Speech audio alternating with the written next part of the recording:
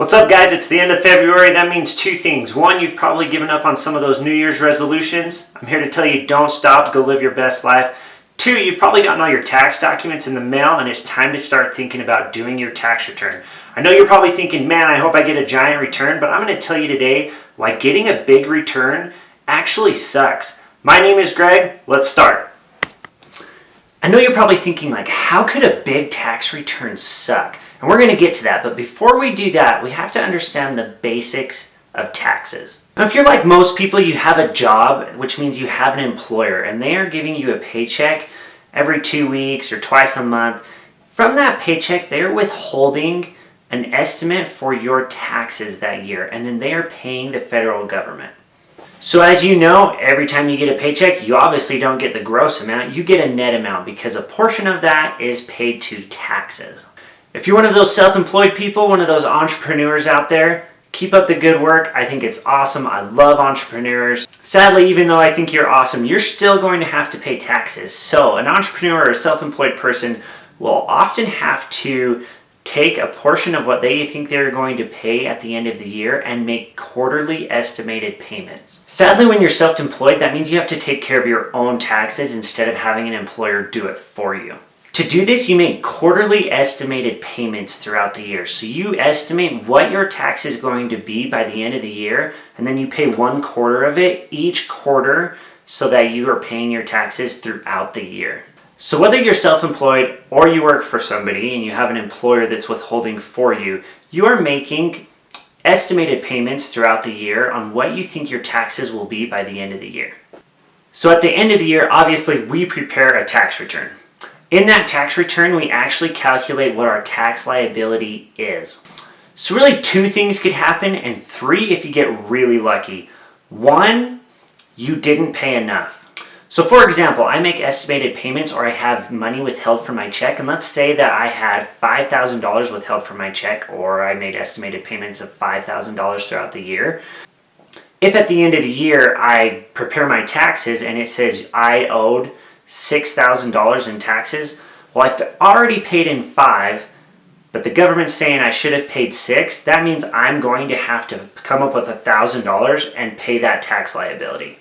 Now, on the other hand, the other thing that you could do is you could pay too much. So if you paid $5,000, but then when you prepared your tax return, it's saying that you only actually owe $4,000, then that means you have $1,000 that the federal government needs to return to you.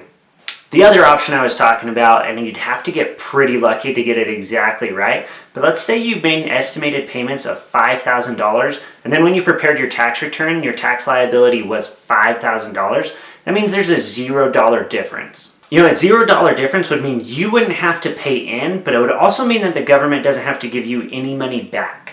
Most people would want to say, I actually want money back. And sometimes it's because maybe they're just not good at saving, and so they think it's like almost this another source of income at the end of the year, but that's your money to begin with. Obviously, the option where we didn't pay enough taxes in throughout the year is not a good option, because then at the end of the year, we have to come up with the cash to pay those taxes. You know, most people want to see a big return where the government has to give them money back. What they don't really think about is that means they overpaid. That means they put more money towards taxes than they actually had to.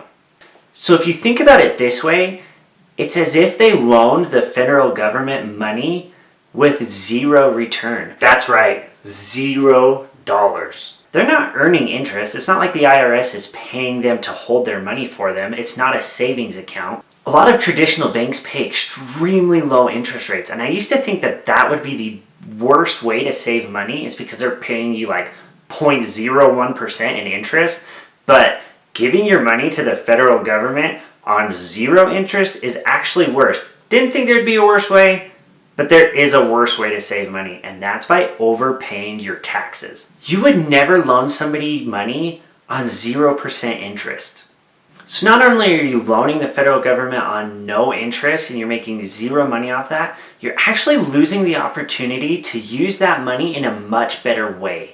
For example, you could take that money and you could invest it in the stock market. You could take that money and you could pay down extra on credit card debt if you have that. Or you could take that money and pay down extra on a mortgage. So now let's see how much money you can actually save by not overpaying in your taxes.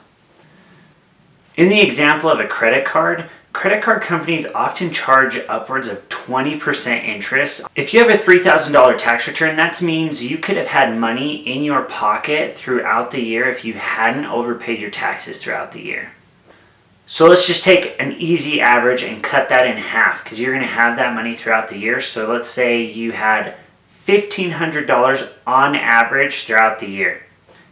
If you had taken that $1,500 and paid it down to a credit card that's often charging you upwards of 20% interest, you could have saved $300 in interest. Maybe you don't have credit card debt, so you took that $1,500 and you invested it instead. If you invest and you receive an 8% return, that's $120 throughout the year.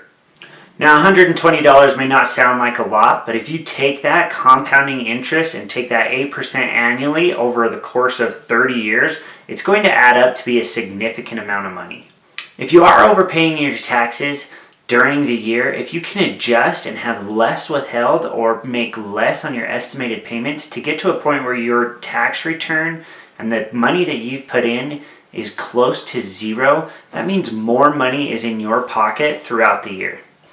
If you like more money in your pocket, smash that like button. So it's pretty easy to see that the best route to go is to not overpay throughout the year on your taxes and try and get that tax return to just be zero, or as close to zero as you can possibly get it. Alright, if you're like me, I definitely didn't get mine exactly to zero. I'm going to have a tax return on this one. I've already kind of prepped my taxes. That's okay. If you do end up getting a tax return, start thinking about smart things to do with that money. A lot of people might just take that money and go on a vacation or buy things that they don't necessarily need. Be much smarter to take that tax return and put it to something that you are being charged interest on, like a mortgage or credit card debt or a car payment. Or take that money, if you don't have any debt, and put it in the stock market. Put it somewhere where it's going to make you more money. In conclusion, don't overpay on taxes. Try and get that tax return to be as close to zero as possible. Having a $0 return means more money in your pocket, more freedom to do things that are smart with your money, like paying down debt or investing. Subscribe to the channel and we'll catch you guys next time.